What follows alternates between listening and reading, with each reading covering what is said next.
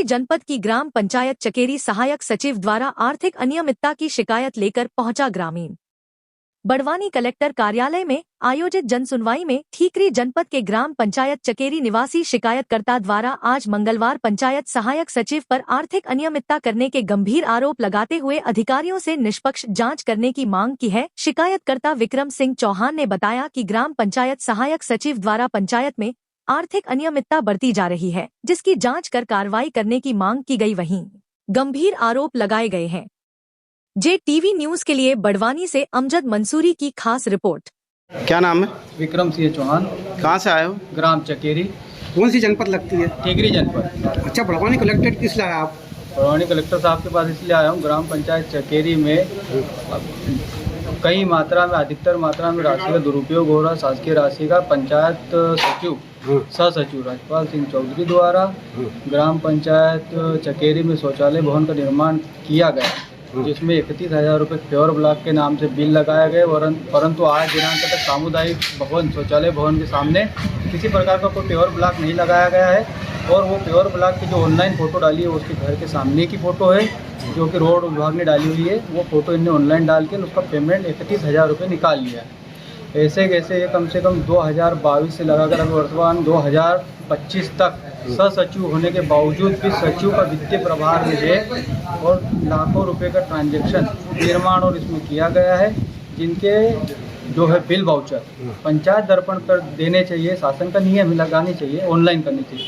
उसमें bill voucher जो है कहीं फटी हुई फ़ोटोएँ आ रही है तो कोई स्पष्ट नहीं आ रहा है, तो कई प्रकार के बिल वाउचर में ऐसी अनियमितताएँ पाई गई है। बहुत से रिकॉर्ड तो ऑनलाइन आज भी उपलब्ध नहीं है। मैं इसलिए महोदय के पास आया था कि इन प्रकार की शिकायतों का समाधान किया जाए और सह सचिव के खिलाफ सख्त एक्शन लेकर कार्रवाई की जाए, जिससे ग्रामवासियों को योजनाओं का न लाभ दिया जाता है और ना ही योजनाओं के बारे में बताया जाता है। और हाल तो कुल मिला के आज दिनांक तक 3 साल में बड़ी मुश्किल से 3 से 4 ग्राम सभाएँ और जो महीने भर की एक सभा होती है ग्राम सभा बैठक, वो भी आज तक नहीं हो पाई है। कभी हुई भी हो तो 2-4 हुई हो, नहीं तो इससे ज़्यादा हुई नहीं हो। न ही वहाँ के पंचगणों को कुछ पता है कि कहाँ की क्या व्यवस्था चल रही है, क्या निर्माण चल रहा है, क्या कुछ चल रहा है।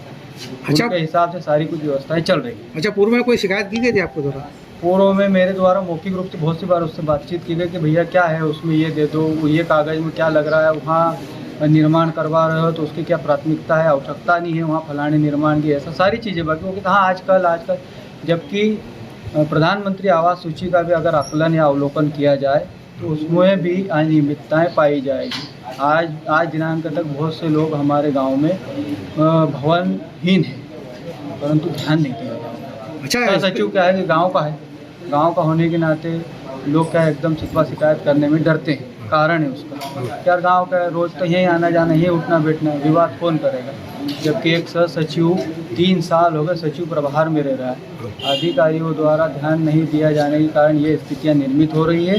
और अगर कभी स्थायी सचिव वहाँ होता तो ये सब सारी चीज़ें नहीं होती और गांव का विकास होता। और जहाँ जो निर्माण किया जा रहा है, क्या उनकी आवश्यकता है? बहुत सी जगह ऐसे निर्माण भी किए गए हैं जिसकी कोई आवश्यकता नहीं और निर्माण भी गुणवत्ता विहीन किए गए हैं। निर्माणों की व्यवस्थित जांच की जाए, ये अनुरोध लेकर मैं माननीय कलेक्टर साहब के पास आज उपस्थित हुआ। अच्छा, मोटा ये अनुमान ये बता सकते हैं किन किन जो है निर्माण कार्यों में अनियमितता का जो आपके नॉलेज में हो?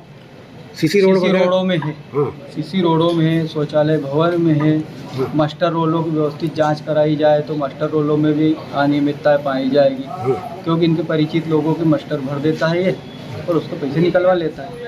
मास्टर में क्या है कि व्यक्ति ने काम पर उपस्थित होना अनिवार्य है, परंतु ऐसा कुछ है नहीं और इसके हिसाब से मास्टर भर के और उनका काम चलाया करते हैं।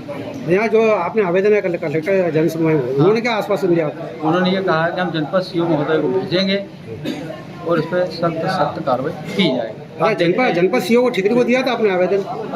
जनपद सीओ महोदय को तो मैंने ये मान के चलिए कि 15 दिन पहले कुछ CM हेल्पलाइन करी है, जिनका आज दिनांक तक कोई निराकरण नहीं है। CM हेल्पलाइन लगी हुई है आपकी? हाँ, कम से कम ये मान चलो आज दिनांक तक मेरी 4 से 5 CM हेल्पलाइन है, जिन 2 को तो 15 दिन हो गए। अभी तक एक तो खरंजे निर्माण किए, जिसमें आज दिनांक तक कोई भी आश्वस्त जवाब नहीं। JTV न्यूज से जुड़े रहने के लिए हमारी खबरों को लाइक और शेयर करें, हमारे चैनल को सब्सक्राइब करें और अपडेट रहे हर छोटी बड़ी खबरों से।